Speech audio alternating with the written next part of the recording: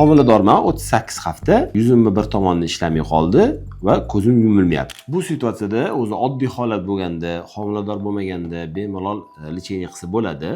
Nevrit deyiladi, yuz nervini falaji. Yarim yuz ishlamay qoladi, lab oqib ketadi, ko'z yumilmaydi, ko'z yosh oqadi. Bir tomon kulganda bir tomon totib ketadi, bir tomon osilib qoladi. Xo'p, buni bemalol lecheniya qilsa bo'ladi, lekin degan joyi bor. Homiladorlikda birinchidan tug'ish yaqin joyi, 9 oylik bo'lib qolibdi, tug'iladigan payti kelib qolgan.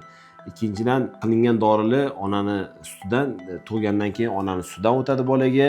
Bunda sal ehtiyotkorlik bo'lib, gormon terapiya qilmasdan tabiiy vositalar bilan ko'proq nina qo'yish, bir ikkita tabletka, ukollar bilan, gimnastikalar bilan, fizlecheniya bilan bu holatdan chiqib ketsa bo'ladi.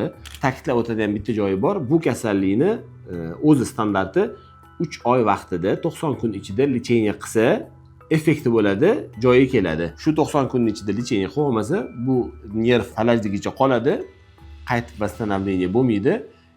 Buni boshqa doktorga borsa ham, nechta doktor ko'rsa ham o'sha effekti bo'lmaydi. Shuning uchun 90 kunning ichida iloji boricha 2-3 ta kurs qilib lecheniya olsa, xudo xolisa yaxshi bo'lib ketadi.